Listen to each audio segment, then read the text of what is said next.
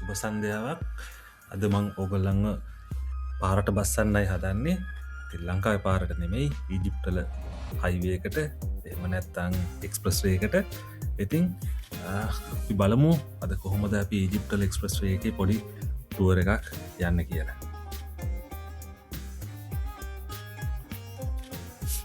අපි දැන් ඉන්නේ කයිරෝ වල. ගමන පටන් අරගත්තා. කිලෝමීටර් 8ක් 10ක් විතර යන්න ඕන එක්ස්ප්‍රස් වේ එකට කනෙක්ට් වෙන්න. ඉතින් අතුරු මාර්ගයක යන්නේ. අපිට ඉස්සරහින් පේන හදාගෙන යන අපාර්ට්මන්ට්ස් ටිකක්. ඉතින් මෙහි තියෙනවා ලොකු හයිවේ නෙට්වර්ක් එකක්. මතක හිටින්නේ ඇත්තටම පාරවල් කොහින් ගිහිල්ලා කොහෙට කනෙක්ට් වෙනවද කියලා අයිඩියා එකක් නැහැ. මේ ඩ්‍රයිවර්ත් එක්ක යන එක තමයි අපි කරන්නේ ඉඳගෙන. අපි දැන් තව එක ප්‍රධාන පාරකට දැම්ම. මේක හයිවේ එකක් නෙමෙයි. ඉතින් මේ විදිහට තමයි මෙහි සිටි එකේ පාරවල් ටික තියෙන්නේ. ලේන් 5ක් විතර තියෙනවා. වාහනවල තත්ත්වය ගත්තොත් ලොකු වාහන රේන්ජ් එකක් තියෙනවා. අලුත්ම වාහන තියෙනවා. පරණ වාහන තියෙනවා. මේක ලොකු රේන්ජ් එකක් මේගොල්ලන්ගේ තියෙනවා. අපාර්ට්මන්ට්ස් හදාගෙන යනවා හැමතැනම පේනවා අපිට ඉස්සරහින්. ඉතින් මේක තමයි පාරවල් වල තත්ත්වය. මේ ජනාකීර්ණ පාරවල් නෙමෙයි, වෙනම සෙනග ගොඩාක් වැඩි පාරවල් මේගොල්ලන්ගේ වෙනම තියෙනවා. මේ තියෙන්නේ සාමාන්‍යයෙන් ෂොප්ස් එහෙම නැති දෙපැත්තේ හිස් තියෙන පාරවල් ටිකක්. ඉතින් හයිවේ එකට යන අතරමැද්දේ මට හිතුණා පෙන්නන්න මම කලින් වීඩියෝ එකෙදිත් කියපු විදිහට මේගොල්ලන්ගේ අපාර්ට්මන්ට්ස් කොහොමද තියෙන්නේ කියලා ඕගොල්ලන්ට දුරින් පේනවා. ඉතින් මේ දැනට මම මේ ඊජිප්ට් පුරාවටම ගෙවල් දැක්කේ මේ විදිහට තමයි. ලොකු වෙනසක් නෑ. ඔක්කොම එක වගේ අපාර්ට්මන්ට්ස්. තුලේ පොඩි පොඩි වෙනස්කම් තියෙනවා. නමුත් එළියෙන් එකම ෆෝමැට් එක තමයි තියෙන්නේ. අපිට තව ටික වෙලාවක් යන්න ඕන හයිවේ එකට. අද ජර්නි එක ගත්තොත් කිලෝමීටර් 280කට විතර කිට්ටු වෙන්න තියෙනවා. ඒකට ඩෙසර්ට් එකට යන්න තව අපිට කිලෝමීටර් 6ක් 7ක් යන්න ඕනේ.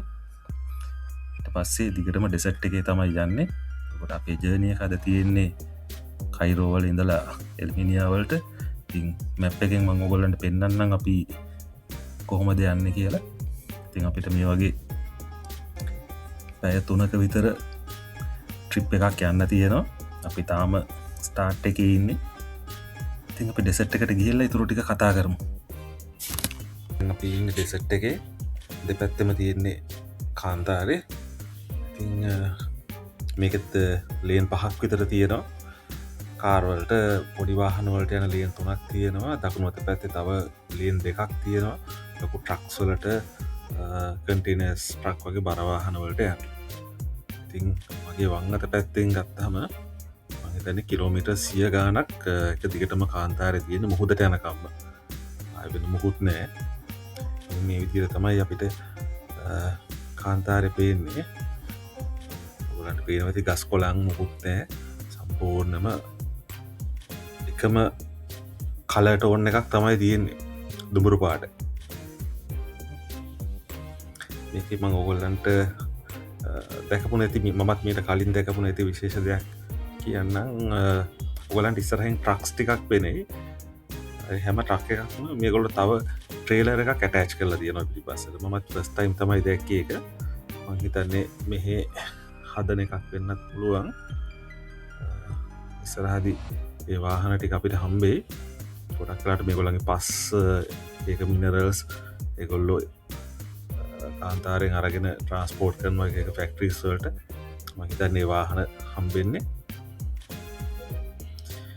ඉතින් ඔහොම තමයි අපි ලංකාවේ අපිට හයිවේ එකේ යනකොට වගේ කොළ පාට වෙල් යායවල් කඳු ඇලදොල එහෙම හම්බෙන්නේ නැහැ. ඉතින් එකම කහ පාට ලා දුඹුරු පාට කලර් පැලට් එකක් තමයි තියෙන්නේ.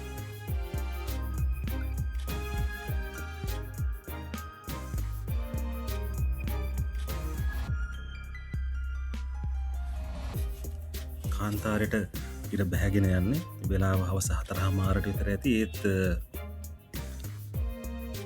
අඳුර වැටීගෙන එනවා. මොකද වින්ටර් සීසන් එක හන්දා එළිය හරිම සීතලයි හවස 4:00 වුණාට.